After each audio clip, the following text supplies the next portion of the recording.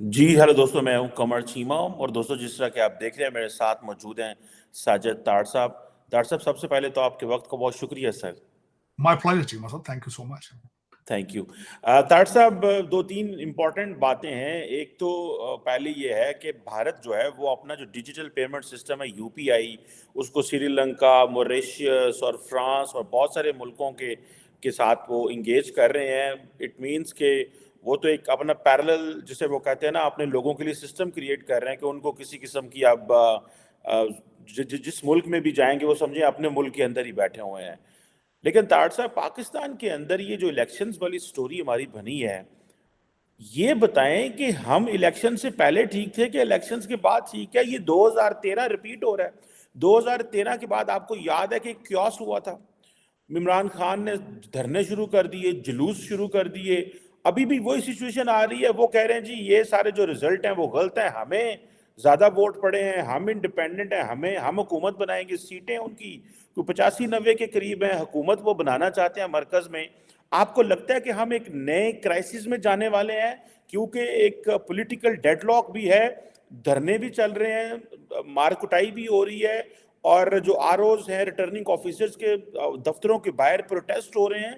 Doctor साहब, हम किधर जा रहे हैं इस इलेक्शंस के बाद? लगता है कि मुश्किलात बढ़ रही हैं रियासत के लिए। चीमा साहब, मैं सबसे पहले तो खैर भारत के यूपीआई से मैं बात उस पर करना चाहूंगा। मुझे अभी तक वो चीज नहीं भूली जब मोदी साहब एक इंटरनेशनल कैंपेन पर निकले थे, जिस सिलसिले के अंदर वो अमेरिका आए, फिर फ्रांस गए, फिर उसके बाद वो मिडल ईस्ट गए। उसके अंदर यूपीआई एक वेरी इंपॉर्टेंट था। उनकी अपनी करेंसी को प्रमोट करना वेरी इंपॉर्टेंट था। फिर दूसरा उनका सबसे बड़ा टारगेट था अपने डायस्पोरा को प्रमोट करना। तीसरा उनका सबसे बड़ा टारगेट था भारतीय स्टूडेंट्स का। और फिर उसके बाद मैंने जो सबसे बड़ी उसकी मैं साथ सपोर्टिंग आर्गुमेंट ये दूंगा कि आप ये देखें कि UPI is related to the उनकी करेंसी के साथ अटैच है। रशिया से उन्होंने तेल लिया है, अपनी करेंसी में लिया है। फिर उसके बाद उन्होंने यूएई के साथ डील साइन की है, अपनी करेंसी में की। उन्होंने नारा लगाया है कि एफल टावर पे इस वक्त सबसे ज्यादा भारतीय जा रहे हैं, वो अपने यूपीआई के साथ अपना टिकट खरीद सकें। लेकिन इसके पीछे एक चीज है, सिर्फ एक चीज है, नेशनलिज्म है। उसके पीछे प्राइड है चीमा साहब। मोदी साहब के बच्चे लंदन में नहीं है। उनकी कोई ख्वाहिश नहीं है कि टोरंटो के अंदर अपने बच्चे को पीआर लेकर देनी है। उनकी कोई ख्वाहिश नहीं है कि दुबई के अंदर उनके विलास बने। उनकी कोई ख्वाहिश नहीं। मेरा ये क्वेश्चन मार्क होगा, इसको इस पे अगले सब्जेक्ट पे जाने के। मैं अपने बच्चे जो इस वक्त आवारा बच्चे ट्विटर बना के उर्दू पे सारा दिन खेलते हैं, मेरी रिक्वेस्ट होगी गूगल करें बच्चों, गूगल करो। देखो भारतीय कितने एक्स वजीर आजम जो हैं, पुराने वजीर आजम, वो लंदन में सेटल हैं, टोरंटो में है, दुबई में, कहां है? उनके जर्नैल कहां सेटल है? कोशिश करो ढूंढने की। उनके रिटायर्ड जजेस किस किस मुल्क के अंदर छुप के बैठे हैं, देखो जरा जाके, कोशिश करो। अगर अपने आप को कंपीट करना चाहते हो आप इस रीजन के अंदर, जो कि मैं नहीं समझता कि आपके पास सलाहियत है इसकी, क्योंकि आपके पठान भाईजान जिनके लिए आपने अपना सारा मुल्क जला दिया है, आधा मुल्क नशे पे है, हीरोइन पे उनकी वजह से, आधे मुल्क के अंदर आज भी क्लाशनकोव कल्चर है। और मैं मेंशन करना चाहूंगा इलेक्शन के हवाले से, मोहसिन दावड़ ने कहा था कि मेरे हल्के में अंदर Taliban has taken over the polling station. फिर गोलियां चली हैं और मोहसिन दावड़ कहां है? आज हॉस्पिटल में है। फिर आपकी रूलिंग पार्टी जो अगली आ रहा है, आपका मुर्शद पाक, उसका नाम तालिबान खान था। आपने जश्न मनाए थे तालिबान के, आपकी डेस्टिनेशन क्या है? तालिबान है।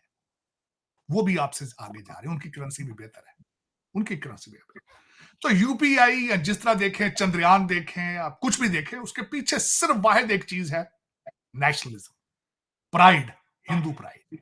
कल मुझसे किसी ने कहा कि आप मोदी भगत हैं। मैंने कहा यार मैं मोदी भगत नहीं हूं, मैं नेशनलिज्म भगत हूं। मुझे मोदी साहब की चीजें मेरा मोदी साहब के साथ क्या लेना देना है? वो अपने मुल्क के अंदर है। हाँ, ये एक बात है, बहसीत स्टूडेंट ऑफ पॉलिटिकल साइंस, जो उन्होंने नेशनलिज्म की जो तारीख रकम की है, दैट इज क्वाइट इंप्रेसिव। और मैं समझता हूं, मेरी ये दुआ है कि जो मेरे मुल्क के लौंडे लपाड़े हैं, उनको भी कोई ऐसा लीडर मिले जो उनको नेशनलिज्म, जो उनको प्राइड बताए, जो आज डिफाइन करे कि पाकिस्तान का मतलब क्या है। ये जो मजहबी जनूनियत है, ये अब आपके सर चढ़ के बोल रही है। जो फसलें आपने अफगान जंग के लिए, डॉलरों के लिए लगाई थी, आज वो सर चढ़ के बोल रही हैं। वो अब गेट चूमती हैं, वो कहती हैं जज बशीर जज जो है उसको जिन पड़ गया पीरने का। वो फसलें तैयार है। वो कहते हैं सियासत नहीं है, जिहाद है, हम पैदा जिहाद है। खुलफाए राशिदीन का दौर होना चाहिए, वो फसलें अब तैयार हो चुकी हैं, तैयार हो चुकी हैं। अब उस पे आगे चलते हैं, जो बहुत बड़ा सब्जेक्ट है, जो ये कि हम जो इलेक्शन से आइदर वी बेटर ऑफ, हम इलेक्शन से हम 7 फरवरी को ठीक थे या आज हम ठीक हैं। ये बहुत बड़ा सब्जेक्ट है। इस पे मैं बल्कि 10 पॉइंट मैंने लिखे हैं और उनके ज्यादातर पॉइंट मैंने कहां से लिए हैं। एक आपकी ऑर्गेनाइजेशन है फीफन। फीफन के जो आपके मुसलसल एक नॉन प्रॉफिट ऑर्गेनाइजेशन जो मुसलसल रिसर्च करके और क्रेडिबल है, ये ऐसी नहीं बात की क्रेडिबल जी। उसके मैं 10 पॉइंट पहले मैं आपको बताना चाहता हूं, जो मैंने आपके इलेक्शन के हवाले से 10 खबरें लिखी हैं, फिर उसके बाद उनका तजिया करते हैं। सबसे पहले तो ये बताना चाहूंगा कि हिस्टोरिकली अकॉर्डिंग टू फीफन 16 लाख वोटों को 25 हलकों के अंदर मुस्तरद किया गया। 16 लाख। साथ रेफरेंस देना चाहूंगा 2018 में 18 लाख की तादाद थी मुस्तरद करने वाले। दूसरी इसकी मैं मिसाल देना चाहूंगा चौकवाल के अंदर एक हलके के अंदर 24,500 वोटों को मुस्तरद किया गया। लाहौर के अंदर तारीख रकम की गई है ऑन चौधरी साहब, लोग उनके हल्के में उनको जानते ही नहीं थे, उन्होंने सलमान अकरम राजा को इलेक्शन हराया। तीसरी इस वक्त खबर ये चल रही है कि आपके जो आजाद फिर रहे हैं, जो जो जो बकरे फारसेल हैं, उनके ऊपर 2 एलिगेशन, उनके पास 2 उनके पास जो इश्यूज हैं। कुछ लोगों ने कुरान उठाए हैं, कुछ ने फिल्में रिकॉर्ड करके ऑडियो जमा करा रखी है पीटीआई के पास। फिर तीसरी मैं ये कहूंगा कि इस वक्त एक जो फीफन के मुताबिक ही इस वक्त तकरीबन 20 के करीब लोग ऐसे हैं जिनका पीटीआई की वेबसाइट के ऊपर नाम नहीं था, लेकिन वो इलेक्शन जीत चुके हैं। नून लीग का उसके अंदर नून लीग का क्लेम है कि उन्होंने 15 से 16 बकरे खरीद लिए हैं वहां से। उसके बाद अगली बात ये बताना चाहूंगा कि पीटीआई ने, इसका मैं जो 5वां पॉइंट है कि पीटीआई चैलेंज कर रही है कि हम 3 हलकों के अंदर अपनी हुकूमत बनाएंगे, सूबा सरहद में, पंजाब में और मरकज में। कैसे बनाएंगे? वो कहते हैं 100 से ज्यादा हमारे पास वोट मौजूद हैं, 100 अपोजिशनों के ऊपर हमने अपनी पिटीशन कर रखी है कि हमारे साथ धांधली हुई है, वहां से अगर हम 30-35 भी जीतते हैं तो वी हैव अ मेजॉरिटी। उसके बाद आगे चलते हैं। छठी खबर है कि इस वक्त मेरे जो कायद हैं सिंध के जरदारी साहब, उन्होंने भी कहा है कि हो सकता है कि मैं खुद प्राइम मिनिस्टर बनूं और नवाज शरीफ या शहबाज शरीफ साहब को सदर बनाया। उससे अगली खबर यह है कि पाकिस्तान इस वक्त स्वादिस्तान बन चुका है, तड़कस्तान बन चुका है कि खबरों को तड़के लगाए जा रहे हैं, फेक न्यूज। खबरें क्या है? खबर यह दी है, एक इस वक्त सबसे ज्यादा हाईएस्ट ट्रेंड कर रहा है एक बंदा, उसका नाम लोंड है। वो कहता है जी मुझे जबरदस्ती जितवा गया है, मुझे कहते पकड़ के मुझे जिता दिया, मैं तो जीतना चाहता ही नहीं था। I'm shocked। और बड़े बड़े आपके इस वक्त सियासतदान, बल्कि एक आपके नेशनल लेवल के जिसके मिलियंस उसके फॉलोअर हैं, उसने उसके ऊपर ब्लॉग भी ठोक दिया। जब किसी ने रिसर्च की है तो लोंडा साहब तीसरे नंबर पर है उस हल्के। उन्होंने कहा मुझे जबरदस्ती जिता दिया, मैं तो जीतना चाहता ही नहीं था। पीटीआई वाला जीत गया था, मुझे कहता मैं तो घर जा रहा था, मुझे पकड़ के तुम इलेक्शन जीत गए। देखें फ्रॉडी किस तरह क्या कर रहे हैं। उससे आगे 8वें नंबर पर मैं खबर ये देना चाहूंगा कि इस वक्त नून लीग के जो कई उनके अपने मशवरे देने वाले हैं और बिलावल साहब को जो मशवरे देने वाले हैं, वो कह रहे हैं कि आप अपोजिशन लीडर बने, अपोजिशन में बैठे, क्योंकि मुर्शद पाक ज्यादा से ज्यादा 1 साल सर्वाइव कर पाएंगे, 6 महीने से ज्यादा नहीं चल सकेंगे, क्योंकि मुल्क के मुआशी हालात खराब हैं, आईएमएफ के बगैर गुजारा नहीं है। उन्होंने कहा कि हमने पिछले 18 महीने में जो अपने मुंह के ऊपर कालख मली थी, स्याही मली थी, वो अब खान साहब के मुंह पे भी होनी चाहिए। उनको ये भी मशवरे दिए जा रहे हैं। उससे अगली खबर एक फेक न्यूज है, कहते हैं जी कुछ फौजी भाईजान जो है अडयाला जेल में जाके पांव में पड़ गए, खान साहब के माफी दे दें। हालांकि लोगों ने अडयाला जेल का सारा लाग निकाल के देखा, कोई मुलाकात नहीं हुई। लेकिन देख लौंडा लपाड़ा ना जी, बेहया लौंडा लपाड़ा है। इस पे मुझे लौंडे लपाड़े पे कोई गिला नहीं है, मुझे आज भी गिला आसिम मुनीर साहब पे। उन्होंने लित्र ही नहीं सही फेरा। ये कौम लित्र के बगैर नहीं चल सकती। ये लित्र बादशाह चले तो तभी गुजारा, वरना ये सारे का सारा कसूर आज जो है आप ब्लेम आसिम मुनीर साहब, उन्होंने हाथ सही डाला ही नहीं है। उसके बाद अब मैं सारा इसका तजिया करना ये चाहूंगा चिमा साहब कि आज अब मेरा बल्कि ये क्वेश्चन है कि 250 मिलियन लोग जो हैं वो आज कहां खड़े हैं? इस एक्सरसाइज की जरूरत थी? 50 इस एक्सरसाइज में क्या हुआ है? 32 लोग मारे जा चुके हैं, 50 अरब रुपए का खर्चा आया इस इलेक्शन का। और इलेक्शन क्या था? इलेक्शन क्या था? सबसे बड़ा क्वेश्चन मार्क इसको जो इस वक्त इंटरनेशनल कम्युनिटी और इंटरनेशनल मीडिया सब कह रहे हैं, क्योंकि आपने इंटरनेट को बंद कर दिया था। इंटरनेट बंद किया गया था तो इलेक्शन कमीशन ने कहा था कि सेफ्टी इसकी रीजन है। 9 फरवरी सुबह उठ के जब लोग परेशान थे, क्योंकि इलेक्शन रिजल्ट रोक दिए गए थे, आपके फॉर्म 45 और फॉर्म 47 कई हलकों के बाहर नहीं लगाए गए थे। जब 9 फरवरी को सुबह लोगों ने उठ के इनसे पूछा गया, सिर्फ 3% रिजल्ट आया था, वो भी बलूचिस्तान से। तो ये क्वेश्चन मार्क है।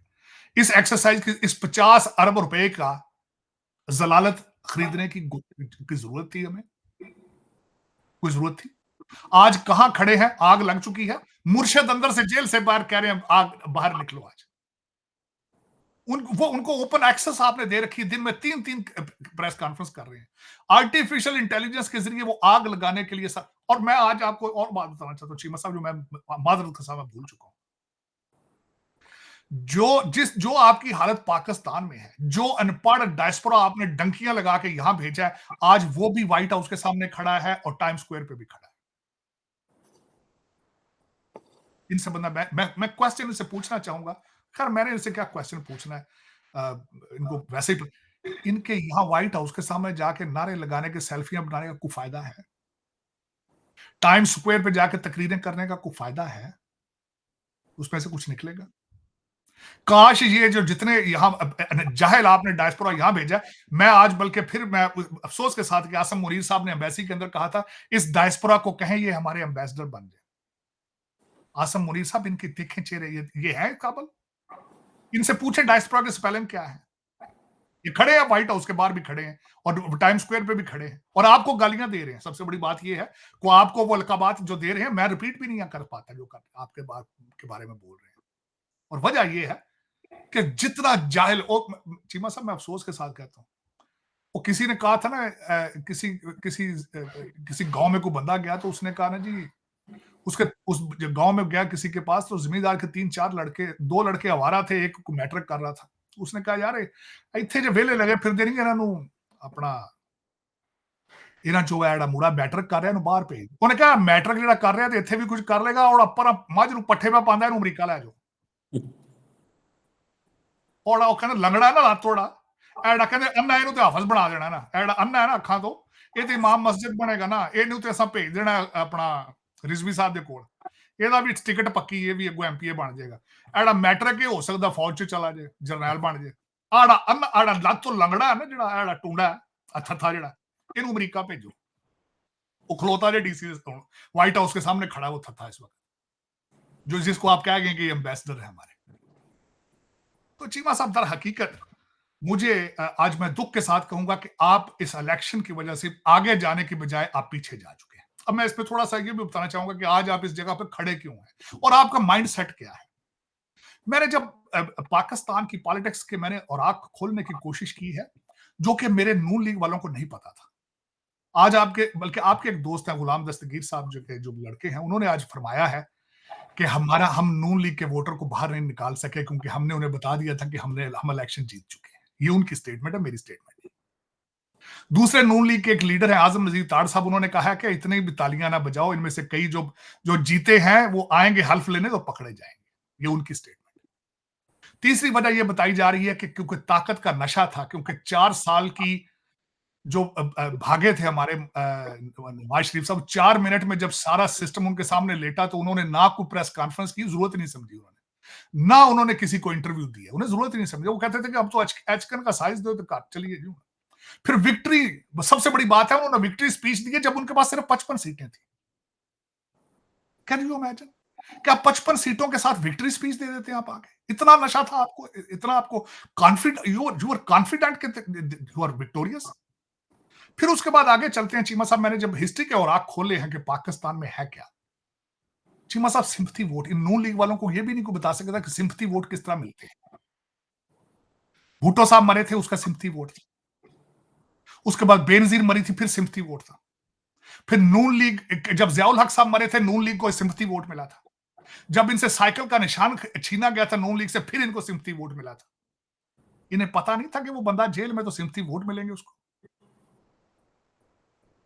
तो ये भी सुना गया है कि मियां साहब ने घबरा के शहबाज शरीफ को, और तू यही करना सी मैं उतो लंदन तो क्यों बुलाई, सुना यहां तक तो परेशान है। लेकिन चीमा साहब देखें, अब देखें इसमें हम आगे जाने की बजाय ये समझे कि हम 10 साल पीछे जा चुके हैं, कौम मायूस है, परेशान है। वोट दिया लोगों ने वोट इमरान खान को नहीं दिया, लोगों ने वोट एंटी एस्टेब्लिशमेंट दिया है, एंटी अमेरिका दिया है और करप्शन के खिलाफ वोट दिया है। सिस्टम में चेंज चाहते हैं, लेकिन 25 करोड़ लोगों को ये नहीं पता कि सिस्टम चेंज किस तरह होगा, इस सिस्टम को चेंज कौन करने की सलाहियत रखता है, ये इन लोगों को बिल्कुल नहीं पता। आज मैं आप जिस पॉइंट पे खड़े हैं, मैं बताना चाहूंगा आपको आज किस पॉइंट पे खड़े हैं।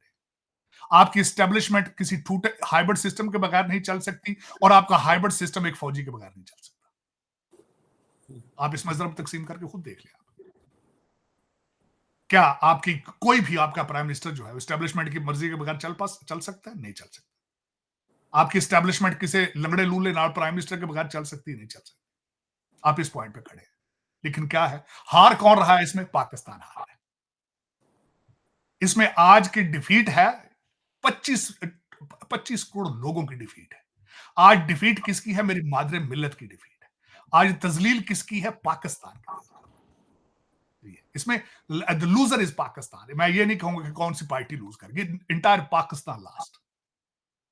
आज मेरा इस पे तजिया ये है, अनफॉर्चुनेटली, कि Pakistan lost and there is no win. Everybody who sitting in Pakistan with Pakistani passport and domicile lost. और दूसरे ये जो आपके कई जो ये ब्रिटिश एजेंट जिनके घर लंदन में है, टोरंटो में, वो तो वैसे ही लूजर है, मैं समझता हूँ। जो अपनी माँ के कपड़े फाड़ के पीआर ले रहे हैं, वो उन्होंने क्या तरक्कियां करनी है, उनके बच्चों ने उन्होंने क्या करना, वो तो मैं यहां देख रहा हूँ क्या कर रहे हैं। वो तो चीमा साहब is not a solution again. लेकिन ये कि you are not moving forward, you have moved back. You are not moving back, you have moved back about 10 years in the history. अब उसके बाद ये है कि चीमा साहब आगे किस तरह जाना है, ये ना पाकिस्तान को पता है, ना आज एस्टेब्लिशमेंट को पता है, ना आपकी पार्टियों को पता है। मैंने आपको बताया था कि इस हॉरर मूवी का दूसरा चैप्टर आ चुका है जिसका नाम बकरा मंडी है। और बकरा मंडी इस वक्त आपको पता ही है, आप पाकिस्तान में बैठे हैं, बोलियां लग रही, बोलियां लग हैं। बिल्कुल सही कह रहे हैं तार साहब, बोलियां लग गई तार साहब। इस वक्त डायलॉग हो रहा है, डिस्कशन हो रही है पीपल्स पार्टी और नवाज शरीफ की पार्टी के दरमियान कि किसको क्या मिलना है। आप उसको बकरा मंडी कह रहे हैं। कुछ लोग जो हैं, जो इमरान खान की पार्टी के थे, वो जो इंडिपेंडेंट्स थे, वो ज्वाइन कर रहे हैं। इंटरनेशनल फैक्टर बड़ा इंपॉर्टेंट है। पूरे खिते में कोई बंदा नहीं बोला पाकिस्तान के अंदर क्या हो रहा है तार साहब। इंडिया ने भी ग्रेस शो किया, जो फ्रैंकली बात है।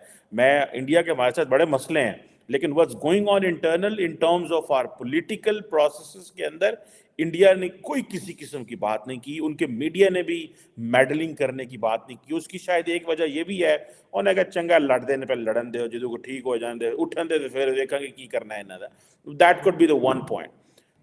द सेकेंड पॉइंट में जानना चाहता हूँ, सर इतने ज्यादा जो अमेरिकी कांग्रेस में लोग बोले हैं, अमेरिकी स्टेट डिपार्टमेंट की जो रिपोर्ट आई थी जो वो पाकिस्तान के बारे में, वो भी तब आई थी जब ईयू ने रिपोर्ट जारी की। उसके बाद American, then British, then Australian, और इस तरह एक रहा। अमेरिका ने तो कहा कि ठीक है, रेगुलरिटीज हैं और हम मूव ऑन करना चाहते हैं।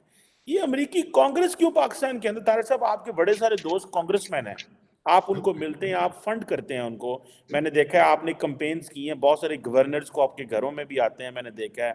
आपने हमें मिलवाया भी है, गवर्नर जो मैरीलैंड से, मैं कई दफ़ा मिला भी हूँ आपके साथ जाके। तार साहब, ये क्यों अमेरिकी कांग्रेसमैन या अमेरिकी जो लेजिस्लेचर है, वो क्यों पाकिस्तान के बारे में इंटरेस्टेड है? इसके पीछे लॉबीज हैं, इसके पीछे पर्सनल इंटरेस्ट हैं, ग्रुप्स हैं, या पाकिस्तान बहुत इंपॉर्टेंट है वॉशिंगटन डीसी के अंदर के जो है वो पाकिस्तान की बात करना जरूरी है?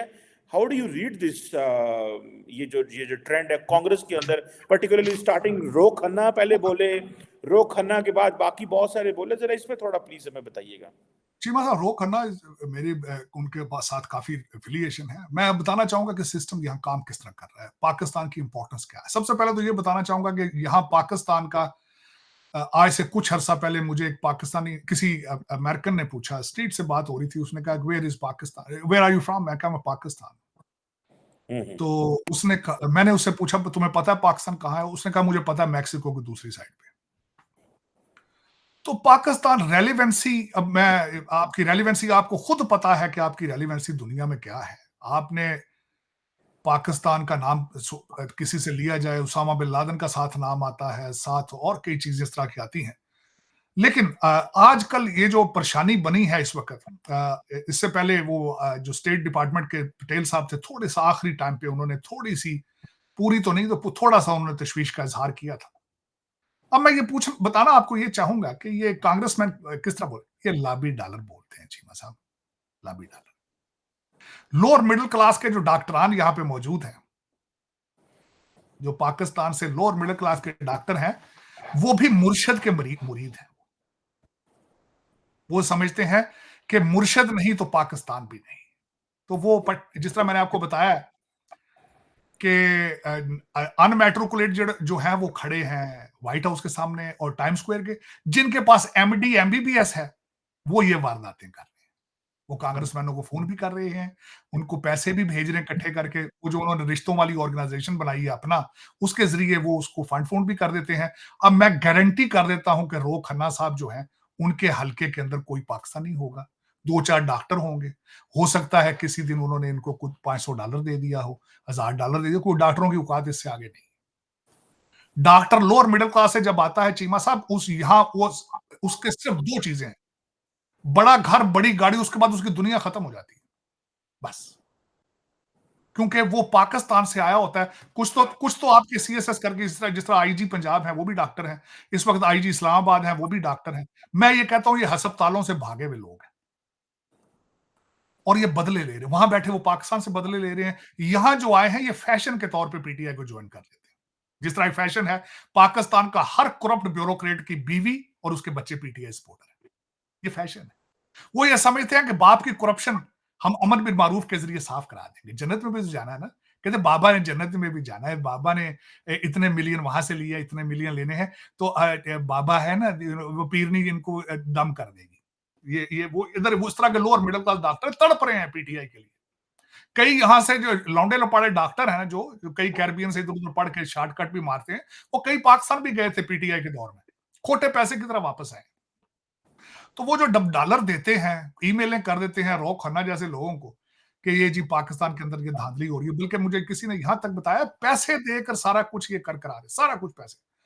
काश पाकिस्तान को भी कोई रिप्रेजेंट करता इस तरह का डॉक्टर, या कोई पाकिस्तान के साथ भी चलता। ये सारे फ्राडिये इकट्ठे हैं चीमा साहब, मैं दुख के साथ कहता हूं, मैं इनसे कोई खुश नहीं हूं। इन्होंने पाकिस्तान को आज तक रिप्रेजेंट नहीं किया, जाती मकासद के लिए सिर्फ अपने क्लिनिक के अंदर फोटो खिंचाते हैं कांग्रेसमैन के साथ, गवर्नर के साथ। इससे आगे इनकी दुनिया ही कोई नहीं, इससे सही आगे बात। दुनिया। तो तार साहब ये तो फिर पाकिस्तान के खिलाफ ही लॉबिंग कर रहे हैं वहां पे बैठ के। चीमा साहब, लेकिन ये बताए ना, इनका मुर्शिद कहता था कि अगर चोरों से बैठना हो इससे अच्छा बम मार दें। इनका यहाँ जो दूसरा डॉक्टर बैठा है, एक डॉक्टर वो भी में बैठा ना आपका, इनका यहाँ वर्जीनिया में बैठा, जिसने कहा कि मेरे बाप को चाहिए था 1957 में भाग जाता वहां से डाउ मेडिकल से डिग्री लेकर। भाई आप भाग आए हो, फिर आप गिला किस चीज का कर रहे हो, और आप पाकिस्तानी सिटीजन भी नहीं हो। फिर दूसरा उसका वो जो कमांडो है, उसने कहा सियालकोट अच्छा है यार, ये तो चला जाता है इंडिया के पास। जब ये आइडियाज होंगे इन लोगों के, आप सोच सकते हैं कि दे आर रीजनेबल पीपल, ये रीजनेबल लोग हैं। ये तो पाकिस्तान के खिलाफ का, ये कहते हैं मुर्शद नहीं तो पाकिस्तान भी नहीं। ये कहते हैं अगर इमरान खान पाकिस्तान में नहीं है तो पाकिस्तान आग में लग जाए, जी हमें चाहिए नहीं पाकिस्तान। इन लोगों को क्या पता पाकिस्तान। मुझे आज मैं एक बात बताता हूँ चिमा साहब, आपको पता है मैं बड़ा क्रिटिक हूँ खासकर सिस्टम का, उस करप्ट सिस्टम का क्रिटिक हूँ। मैं पाकिस्तान का किस तरह क्रिटिक हो सकता हूँ, पाकिस्तान का क्या कसूर है, लोग चला रहे हैं ना पाकिस्तान को, लूट रहे हैं पाकिस्तान, मैं उनका क्रिटिक हूँ। एक दफा एक बंदा था मेरे सामने, इंडिया से आया था, मैं उनके घर गया, तो मैंने जब सिस्टम को थोड़ा सा क्रिटिसाइज किया, तो उनका जो बुजुर्ग था तकरीबन 70-75 साल का, वो रोना शुरू हो गया। उसने कहा बेटा पाकिस्तान की बातें इस तरह की मेरे सामने ना करो, मुझे आज भी वो दिन याद है मैं जिस तरह पाकिस्तान आया था। तो ये इन लोगों को क्या पता है पाकिस्तान क्या है, क्या था, अगर ना हो फिर क्या होगा। इन लोगों को इस चीज से कोई सरोकार नहीं। इनकी ना तालीम है चीमा साहब। मैं डॉक्टर को तालीम याफ्ता नहीं, डॉक्टर को मैकेनिक समझता हूं। मैकेनिक कार ठीक करता है, ये इंसान की बॉडी ठीक करते हैं। सर में दर्द हो तो बता देते हैं 2 गोलियां एडविल की खा लो। इससे मैं इनको तालीम याफ्ता थोड़ी कहता हूं, दे आर ट्रेड्समैन, ये ट्रेड है। जिस तरह एक इंजीनियर है, उसका ट्रेड है इंजीनियरिंग, पुल बनाना। इसका बॉडी को ठीक करना इसका ट्रेड है, सर्जरी करना इसका ट्रेड है। They are not educated people, I don't call them educated. यही वजह है कि ये आज तक अमेरिका के अंदर कोई चीज डिलीवरी नहीं कर पाए। कोई एक भी मुझे डॉक्टर चैलेंज करके बता दे अपना का कि हमने फलां चीज डिलीवर किया। तुम तस्वीरों से आगे जा ही नहीं सके हो, तुम्हारी सोच ही नहीं आगे जाती। लोअर मिडिल क्लास से तुम आते हो, अपनी गुर्बत खत्म करते करते तुम्हारी गुर्बत तुम्हारे हड्डियों में घुस जाती है तुम्हारी। इससे आगे तुम जा ही नहीं सकते। देख लें यहाँ पे, मैं चैलेंज करता हूँ, बड़ा घर बड़ी गाड़ी से आगे इनकी दुनिया खत्म हो जाती है आगे। लेकिन चीमा साहब इन्होंने क्या करना है ये ऐसा। और लेकिन रो खन्ना की एक स्टेटमेंट डजंट मैटर, क्या उसका फर्क पड़ता है मुझे ये बताएं, क्या फर्क पड़ता है? अमेरिका के अंदर डेमोक्रेसी इस वक्त खत्म हो रही है, क्या फर्क पड़ता है? आपने अगले दिन जो बाइडेन के हालात देख लिए, जो उनका स्पेशल काउंसिल ने बताया है कि द मैन, इसको पता ही नहीं इसका लड़का कब मरा था, इसको पता ही नहीं कि when he was a vice president. उसके बाद वो खुद आया जो वो ब्लंडर करके गया जो इस वक्त, और बार बार उससे क्वेश्चन किया जा रहा है इस वक्त व्हाइट हाउस के अंदर कि who is running the country. Ro Khanna से मेरा क्वेश्चन ये है कि आप मुझे ये बताओ आपका मुल्क कौन चला रहा है? आपको पाकिस्तान के इलेक्शन का प्रॉब्लम है, ठीक है, बड़ी बड़ी बड़ी अच्छी बात है, किसी ने आपको $1,000 दे दिया होगा किसी कैंपेन के लिए। लेकिन मेरा ये क्वेश्चन आपसे है कि आपका कंट्री कौन चला रहा है भाई? वो बड़े मियां जो है वो तो स्टेज पे चढ़ ही नहीं सकते। उन्होंने अगले दिन कह दिया कि जो मैक्सिकन प्रेसिडेंट बना दिया उन्होंने फता सीसी को। उनको क्या पता क्या हो रहा है? क्वेश्चन हो रहा है मुसलसल इस वक्त, who is running the country. लेकिन चीमा साहब, दर हकीकत सोचना तो ये होगा, हमें ये सोचना होगा कि हम कहां खड़े हैं। Either are we moving forward और नॉट, हम आगे जा रहे हैं, नहीं जा रहे हैं, हम पीछे जा रहे हैं, कहां जा रहे हैं। और मेरा मैं जाती तौर पे मेरा मुसलसल सोच रहा हूं, मैं सिर्फ और सिर्फ ब्लेम करूंगा इसमें आसिम मुनीर साहब को। उसकी वजह यह है कि उनकी ये गलती है, और उन्होंने अभी तक, सबसे पहले तो मेरा उनसे क्वेश्चन ये होगा, 9 मई के लोगों को सजाएं क्यों नहीं अभी तक दी? क्या वजह है? कौन सी चीज आपको रोक रही है चीज? फिर उसके बाद ये कौन सी जेल है? मैं नहीं बताना चाहूंगा, बाजी अलीमा ने अगले दिन कहा है ब्रिटिश टीवी पे ऊपर बैठ के, उन्होंने उनके पूरे दिन का बताया, मैं बता देता हूं। अगर ये जेल इसको कहते हैं तो फिर 25 करोड़ लोगों को जेल में ले जाए। फिर आप, उन्होंने सुबह फरमाया कि हाँ, सब योगर्ट और फ्रूट के साथ नाश्ता करते हैं, इंग्लिश अखबार दी जाती है उनको, उनको 10 चैनल वो देते हैं, फिर उनको हम उनको बुक्स प्रोवाइड करते हैं, फिर वो एक्सरसाइज करते हैं, 2 लोग उनके खाने पकाते हैं, दिन में तकरीबन 25 वकील आते हैं, कुछ शेर सुनाते हैं, कुछ लतीफे सुनाते हैं, फिर मर्जी का खाना, देसी मुर्गी और बकरे की रान दी जाती है, और फिर उनको प्रेस कॉन्फ्रेंस करने का मौका दिया जाता है डेली बेसिस पे। अगर आसिम मुनीर साहब ये जेल है तो 25 करोड़ लोगों को जेल में दो फिर सबको, और इनको सुबह योगर्ट और फ्रूट दिया करो इनको। ये उनका कसूर है, किसी का कसूर नहीं। This is not how you run the countries, specially Pakistan, specially doctor साहब वो भी क्या करें, वो अदालतें कहती हैं कि इनको ये सारा कुछ दें। अदालतें क्या कर रही है? अदालतें, चीमा साहब मुझे ये बताएं, 4 मिनट में 4 साल के फैसले कर दिए अदालतों ने। अदालत इंतजार कर रही थी नवाज शरीफ आए, मैं तो हम पेश आगे लेटे आगे। ये अदालतें आप, वो एक अदालत है उसका जुआई जो है वो 3 सीटें फैसलाबाद से लड़ रहा है। ये अदालतें आपकी अदालतों में कौन सी अदालतों की बातें कर रहे हैं? ओसाई साहब कौन है? कोई है उसमें टकी छुपी बात? वो पेशावर हाईकोर्ट का जो चीफ जस्टिस है उसको टकी छुपी बातें? कौन सी अदालतें आप कर रहे हैं चीमा साहब? ये सारी दुनिया देख रही है, वॉशिंगटन डीसी को पता है what are you. Asim Munir साहब को he should respect, he should accept his this सारा chaos जिसमें गया पाकिस्तान इसमें। You are the only person who hold the power. You are the only one. और जजेस जिनकी बात कर रहे हैं, ये जज हैं। वो जो कहता था बिस्मिल्लाह अम्मी जान आपका पूछ रहे हैं, मर्सिडीज पर लेकर आओ, ये डालते हैं। आप परेशान बहुत हैं। Good to see you. सबको खुदा ना लाओ, कौन सी अदालतों की बातें करते हैं? वो उसका मैंने आपको बताया था, वो एक बंदा है स्टे के ऊपर 3.5 साल स्पीकरशिप करके गया आपकी कौमी असेंबली। ये अदालतें आप कहते हैं इनको? ये नकवी साहब अभी रिजाइन करके गए, देखिए उनके लड़के क्या क्या नहीं फेरी उन्होंने, जिन्होंने घर अपने भट्टी साहब को बिठाया हुआ था जो भागे हुए थे। ये अदालतें आप कहते हैं इनको? डॉक्टर साहब मैं आपकी बात एग्री करता हूँ। चीफ ने अगले दिन एक स्टेटमेंट जारी की, आर्मी चीफ की बात कर रहे हैं, वो कह रहे थे कि ये जो पॉलिटिकल पार्टीज है इनको मैच्योरिटी शो करनी है, और मैच्योरिटी इस तरह शो करनी है, पॉलिटिकल मैच्योरिटी, ठीक है जी, ताकि मुल्क के अंदर एक यूनिटी हो। और पॉलिटिकल पार्टीज का ये काम है कि जिन जिन को जो जो मैंडेट मिला है वो काम करें। और पाकिस्तान के अंदर जारी बात है तरफ डिफरेंस ऑफ ओपिनियन, ये सारा कुछ तो है। आपको लगता है कि पॉलिटिकल क्लास मैच्योरिटी शो कर पाएगी? क्योंकि जिस तरह के हालात बन रहे हैं, ये जो चीफ का स्टेटमेंट देना, इट मींस कि वो अब वो कह रहे हैं कि जो ट्रांजिशन ऑफ पावर है इसको एक्चुअल फुल फॉर्म में लेके जाया जाए, मतलब नई हुकूमत बनाएं, जो अपोजिशन में जाएं। तो ये जो वो कह रहे हैं जी पॉलिटिकल मैच्योरिटी शो करें, इट मींस कि आप जिसको जो मैंडेट मिला है वो मैंडेट ले। डू यू थिंक ये मैच्योरिटी शो करेंगे और ये जो ट्रांजिशन ऑफ पावर है ये स्मूथ होगा as army chief is saying? Cheema साहब, मैं उनसे डिसएग्री करूंगा। तीनों चारों लफ्ज उन्होंने गलत इस्तेमाल किए। एक तो पॉलिटिकल पार्टियां नहीं है, ये फैमिली एंटरप्राइज है, नंबर वन। दूसरा, मैंडेट की बात करते हैं, एमक्यूएम की 17 सीटें इस वक्त कराची में, वो सीटें ठीक है? किसको आप पावर देंगे, किसको मैंडेट देंगे आप? और मुझे फौरन याद आया जब आपने सारी बात की है कि मेरे मुर्शद की हुकूमत सिर्फ एमक्यूएम की सीटों से खत्म हुई थी, और ये वो एमक्यूएम जिसका नामो निशान खत्म हो चुका कराची के अंदर से। ये किसको मैंडेट देंगे, किसको हुकूमत देंगे, आगे कौन जाएगा? फिर यूनिटी, ये भी लफ्ज गलत इस्तेमाल किया। इन लोगों के अंदर यूनिटी हो सकती? हिस्ट्री की किताब ही को पढ़ लेते कि हम 1951 से किस रास्ते पे चल रहे हैं।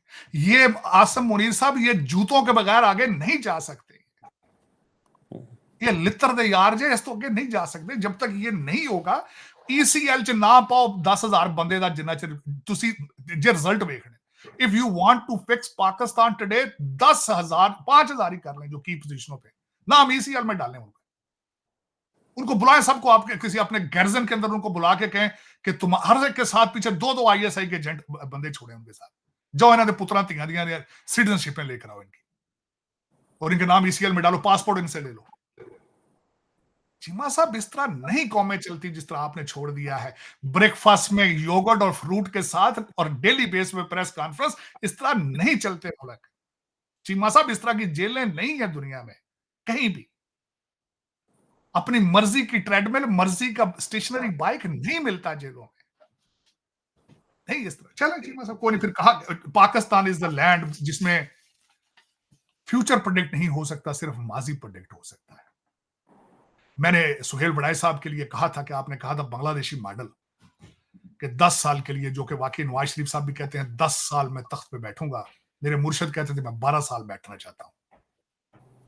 लेकिन आपको फिर ये मैंने उस वक्त ट्वीट किया था कि आप जिस मुल्क के अंदर बांग्लादेशी मॉडल को फिट करने की कोशिश कर रहे हैं, वहां 10 घंटे प्रेडिक्टेबल नहीं है। देख लें फिर 10 घंटे बाद जो क्या हुआ है। What are you talking about? 10 घंटे प्रेडिक्टेबल नहीं है जिस कंट्री में आप बैठे हैं। और अमेरिकन कॉलोनी है आप, आईएमएफ आपका इस वक्त, you are being operated by IMF. You can not have your own budget. जब आप अपना बजट नहीं बना सकते आईएमएफ की मर्जी के बगैर, are you free? Are you an independent country? You don't fall into that category. लेकिन चीमा साहब, ये आपको फैसले चंद लोग, ज्यादा नहीं, 2-4 लोगों को फैसले करने कर सकते हैं, करने चाहिए मेरे ख्याल में। अगर नहीं करेंगे तो पूरा पाकिस्तान 25 करोड़ के 25 करोड़ इस वक्त हिट लिस्ट पे क्या है, फारग हो चुके हैं। मैंडेट ना होना क्या यही मतलब है ना चीमा साहब? मखलूत गवर्नमेंट है, जिस तरह 2018 में हुआ है। मैंने आपको बताया वो उस वक्त 16 लाख वोट रिजेक्ट हुआ था, इस वक्त 16 लाख हुआ है, उस वक्त 18 लाख हुआ था। भी लोग, मैं मुसलसल ये तकरीर करता रहा हूँ, वो बेचारे फौत हो चुके हैं, लियाकत साहब, डॉक्टर लियाकत, उस वक्त वो जीत कर आए थे तो पीटीआई के खुद लोग परेशान थे, यार ये भी जीत गया, यार ये किस तरह जीत गया, अरे किसने जिताया यार कराची में, यार ये भी जीत गया, कहां से आ गए जीत के? अब वही 17 जीत गए जे। चले फिर ये जो आप जो जिस तरह आप जो कुछ बीज रहे हैं वही काटेंगे। वो मजाक में किसी ने कहा, जो हालात बने इलेक्शंस के बाद, उसने कहा ये जो पार्टीज जीती है ना, इनको ज्यादातर वोट 8 फरवरी को नहीं पड़े, 9 फरवरी को पड़े। ये नवाज शरीफ साहब के बारे में बड़ा बोल रहे हैं, उन्होंने इनको 8 फरवरी में, इनको 9 फरवरी को वोट पड़े। बिल्कुल मतलब इनको बल्कि 8 फरवरी को 4 बजे के बाद पड़े वोट इनको ज्यादा। वो अगर साडा पोलिंग टाइम होने शुरू है, ठीक है, तो बिल्कुल अनइंटरप्टेड वोट पड़े, बिल्कुल सही है। डॉक्टर साहब, लेट्स सी ये क्या होता है। मछली मंडी लग रही है, सुना है प्रेसिडेंट ऑफ पाकिस्तान पीपल्स पार्टी का आ रहा है, speaker national assembly Peoples Party का आ रहा है, डिप्टी स्पीकर जो है सुना है एमक्यूएम या कोई और किसी को दिया जा रहा है, और बहुत कुछ जो है वो लेन देन, बकरा मंडी 2 तरह की लगी हुई है जिस तरह आप कह रहे थे। एक तो ये बंदर बांट होनी है कि किसने क्या लेना है, और दूसरा जो है वो पीटीए के लोग लेके कैसे आने हैं। ताकि उनको, इमरान खान के बंदों को, आज तो एक लाहौर का उनका एमएनए जो है जिसने पीटीआई नून लीग के शेख रुहेल असगर को हराया, और नून लीग ज्वाइन कर ली उसने। चीमा साहब, उसमें मैं छोटी सी बात बताना चाहूँ, क्राइटेरिया क्या इस्तेमाल हो रहा है, एमएनए किधर जा रहे हैं, मैं उसकी बात बताना। नून लीग का इस वक्त एमएनए क्या देखते हैं, मैं बताना चाहूंगा। सबसे ज्यादा इस वक्त आपके हल्के के अंदर जो डेवलपमेंट के बजट होता है वो एमपीएस को दिया जाता है, वो आता है पंजाब गवर्नमेंट के हाथ में। अगर पंजाब के अंदर नून लीग हुकूमत बना लेती है तो ज्यादातर ये बकरे सारे नून लीग खरीद लेगी, क्योंकि उन्हें फंड्स वहां से मिलते हैं। ये बात पैसों की है। मैं तो इनका सारा देख चुका हूं, इनका माइंडसेट क्या है। तो चीमा साहब, दर हकीकत जब मैंने आपको बताया था कि वो जो मैडम सुमरो है 35 करोड़ की, वो एक जो है वो सेट कर गई है रेट। अब 35 कौन देगा, 37 कौन देगा, 40 कौन देगा, जो देगा लोग करोड़पति बन जाएगा। बिल्कुल ऐसे तार साहब, देखते हैं आइंदा आने वाले दिनों में क्या होता है और किस तरह चीजें मजीद अनफोल्ड होती हैं। थैंक यू वेरी मच तार साहब for your time, it's always pleasure talking to you sir. बहुत शुक्रिया फॉर, थैंक यू।